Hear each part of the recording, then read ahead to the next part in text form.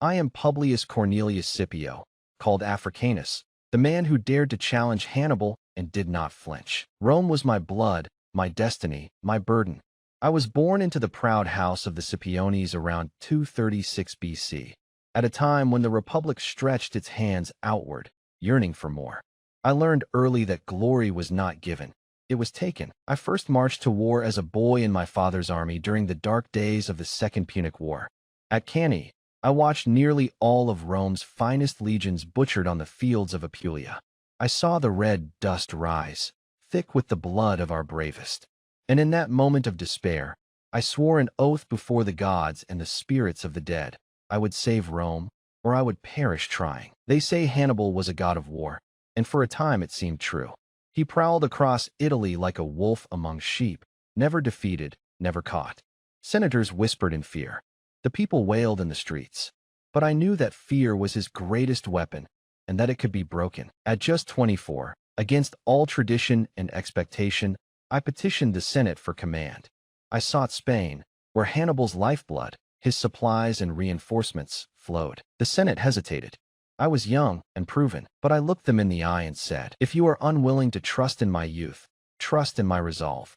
I seek no reward but Rome's survival." And they gave me the legions. In Spain, I did what no Roman dared before. I struck boldly, capturing New Carthage in a single brilliant assault. I offered clemency to the defeated, honor to the captured, and loyalty to the willing.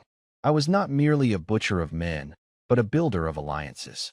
Cities fell not only because of sword, but because they chose to stand with me. I learned to think as Hannibal thought, to move swiftly, to strike where the enemy least expected, to turn strength into weakness.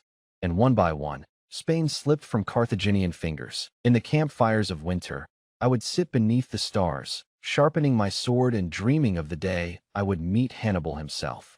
It was not hatred that drove me, but destiny. The gods had placed us in each other's paths. Two titans, two worlds. Only one could remain standing. By 204 BC, I crossed to Africa itself. Carthage trembled, and Hannibal was recalled from Italy. At Zama, we faced one another at last. He was older now, battle-worn, but still dangerous. I saw the cunning in his eyes across the battlefield. He offered terms. I declined. It would be settled by blood. The battle was a storm of iron and cries. Hannibal unleashed his elephants to break our lines, but I had anticipated him. Trumpeters blared, startling the beasts into chaos, and our ranks opened in disciplined formation to let them pass. When our legions clashed, it was a grinding slaughter. Shields splintered, spears shattered, men grappled and died in the dust. I pushed forward, rallying my men. Roma, for the gods, for the Republic. When Hannibal's veterans finally broke, when the field lay thick with Carthaginian dead, I knew Rome was saved. The Senate awarded me a triumph, a parade through Rome where my name was chanted by thousands. They gave me a new title, Africanus, the Conqueror of Africa. Yet in the echo of the cheers, I heard something else: envy. Power breeds resentment. Senators I had fought to protect grew jealous of my fame. They whispered, plotted, and slandered. They summoned me to trials, accused me of corruption, betrayal, pride. In time, I saw that even the greatest service is rewarded by suspicion. Bitter at the ingratitude of those I had shielded, I left Rome. I retired to Laternum, by the sea, far from the politics of a city whose life I had saved.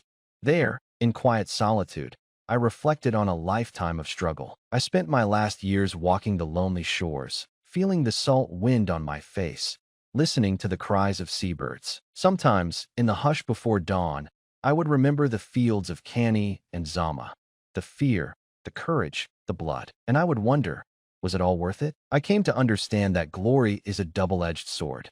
It lifts a man above the earth, but it also cuts deep into his soul. I gave my youth, my blood, my very spirit to Rome. Yet in the end, it was the memory of the battles won, not the gratitude of men, that brought me peace. I ordered that my tomb bear no epitaph praising the Senate, no hollow platitudes.